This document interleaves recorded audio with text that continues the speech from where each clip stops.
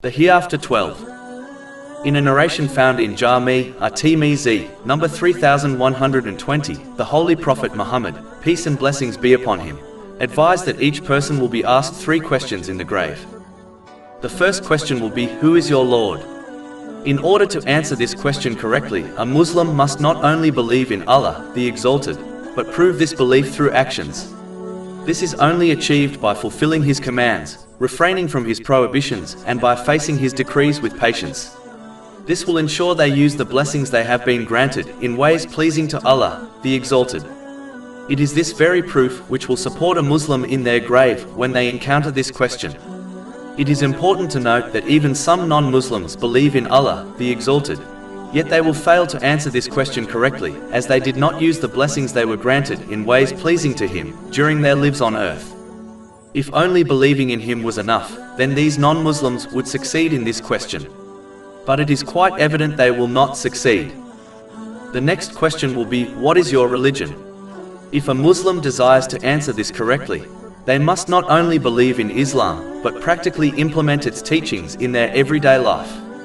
This involves sincerely striving to obtain and act on the teachings of the Holy Quran and the traditions of the Holy Prophet Muhammad, peace and blessings be upon him. It is the reason gaining useful knowledge has been made a duty on all Muslims, according to a narration found in Sunan Ibn Majah, number 224. Following Islam goes beyond the few obligatory duties and involves acting on its teachings in every aspect of one's life, such as one's social, financial, work and personal life. The final question according to this narration will be, who is your prophet? It is important to note that even some of the past nations believed in their prophets, peace be upon them, but as they did not follow in their footsteps correctly, they will fail in answering this question correctly. If a Muslim desires to answer this question correctly, they must not only verbally declare their belief in the Holy Prophet Muhammad, peace and blessings be upon him, but actively learn and act on his traditions and teachings. This is the very purpose of sending holy prophets, peace be upon them, meaning to practically follow them. Chapter 33 Al-Ahzab, verse 21. There has certainly been for you, in the Messenger of Allah, an excellent pattern, for anyone whose hope is in Allah and the Last Day, and who remembers Allah often. The mercy, love and forgiveness of Allah, the Exalted, which will help a Muslim answer this question correctly, is only possible to obtain through this method. Chapter 3 Ali Imran, verse 31. Say, if you should love Allah, then follow me, so Allah will love you and forgive you your sins. And Allah is forgiving and merciful.